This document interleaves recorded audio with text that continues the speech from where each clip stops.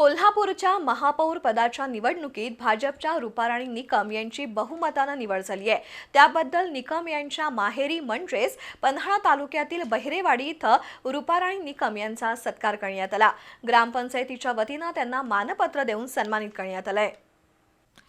कोल्हापूरच्या महापौरपदी भाजपच्या रुपाराणी निकम यांची निवड झाली आहे। त्यांच्यावर संपूर्ण जिल्हाभरातून शुभेच्छांचा वर्षाव होतोय। रुपाराणी यांचा माहेर पन्हाळा तालुक्यातील बहिरेवाडी आहे। त्यांची कोल्हापूरच्या महापौरपदी निवड झाल्याचं कळताच बहिरेवाडी गावात आनंदाची लाट पसरली। आपल्या गावच्या कन्येचा जल्लोषी सत्कार करण्याचा निर्णय बहिरेवाडी ग्रामस्थांनी घेतला होता। त्यानुसार त्यांची गावातून सवाद्य मिरवणूक काढण्यात आली। फटाक्याची आतषबाजी करत गावांमध्ये त्यांचं जल्लोषी स्वागत करण्यात आलं। गावातील भैरोबा मंदिराजवळील मंचावर निकम यांचा ग्रामपंचायतीच्या वतीनं मानपत्र देऊन सन्मान करण्यात आला।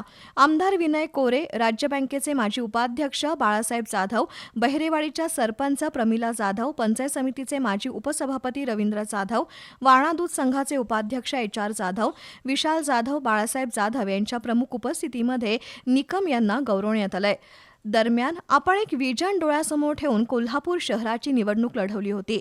त्यामध्ये कोल्हापूर शहराचा विकास कशा पद्धतीनं साधता येईल याचे काही मुद्दे आपण जनतेसमोर मांडले होते।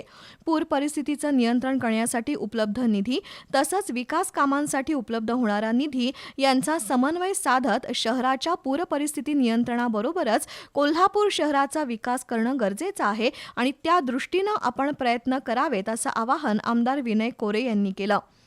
तर माहेरचा सन्मान स्वीकारताना महापौर निकम भावनिक झाल्या होत्या। घरचे संस्कार, गावचा आदर्श आणि लोकसेवेची तळमळ यातून आपण कोल्हापूर शहराचा विकास साधण्यासाठी कटिबद्ध राहू असं आश्वासन महापौर रुपाराणी निकम यांनी दिलं।